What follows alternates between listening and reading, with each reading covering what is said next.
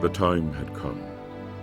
Men and women on both sides of the Atlantic knew that the horrible, degrading, and hateful business of slavery had to come to an end. The abolition movement grew daily in strength of numbers. They had all set for themselves the task of ridding the world of this crime against humanity. But how would they focus their energies? Who would carry their cause to the seat of government?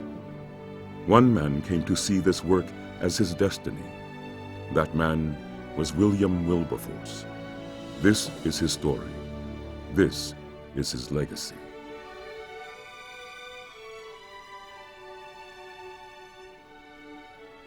If you take the word slavery away from this whole story, what was it really about?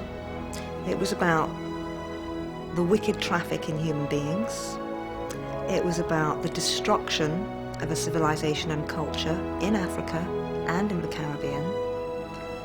It was about lust. It was about greed, the huge greed that people had, not just white people, but also some Africans who were selling their own people for money. There's a huge amount of money to be made from the slave trade. But the question then arises, how can you justify making money at such a kind of human cost? How can you justify the fact that the British want their sugar grown by slaves to sweeten their tea? How can you justify that in terms of the violence that's done to Africans? And not just to a few Africans. We're talking about the largest movement of people, enforced movement of people until the Second World War. This is a huge, huge operation. And it becomes clear that it's based on violence and brutality of an extraordinary scale.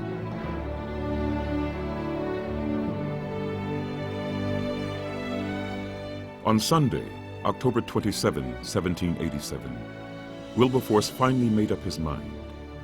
After church services and another long conversation with Newton, he wrote the 4 simple lines that have become one of the greatest personal mission statements of all time. God Almighty has placed before me 2 great objects, the suppression of the slave trade and the reformation of manners. Those 2 objectives were to drive William Wilberforce, guiding him, fueling him, and focusing all his energies for the rest of his days. It's recorded for us. The guy was given to kind of bouts of depression, and he got down about life, he got despondent and despairing. Did Wilberforce know at the beginning of his campaign for the abolition of the slave trade and that it would take him 20 years? And I'm sure if he thought about that, he'd think, I have no influence. And he suffers what appears to have been his second nervous breakdown. Mentally, he was distraught. Physically, his health broke. He was devastated. Images of slaves in chains, in bondage, the horrors of the Middle Passage ran through his mind. He couldn't sleep.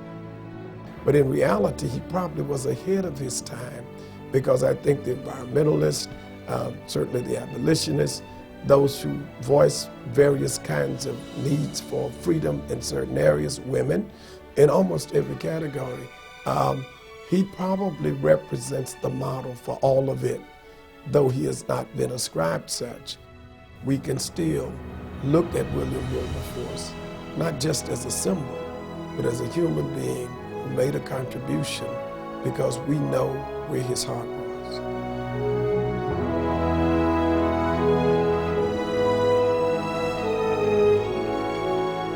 Wilberforce went to the House of Commons, and as debate began on the bill abolishing the slave trade, members would jump to their feet in bunches, in groups. They all wanted to speak on this great issue. It became apparent very early on that something very different was going to take place.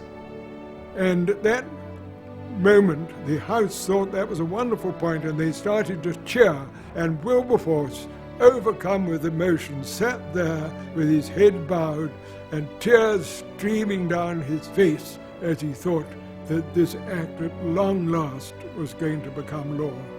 British historian Trevelyan describes the moment a year after the vote, and he describes this image of the West Indian Negroes on a hill waiting for the sunrise, knowing that the moment the sun rose, the moment that day dawned, they would be free. It's just an extraordinary image and shows us that real human beings were involved in this. Human beings who hoped for freedom, who awaited the sunrise to celebrate something that they thought could never possibly happen in their lifetimes. Although it was something without precedent, it became something that ennobled the British nation, called them, to use Lincoln's phrase, to remember the better angels of their nature. Wilberforce's power, the power of his personality, the power of his principles, helped change British life, and one cannot lay enough stress upon that.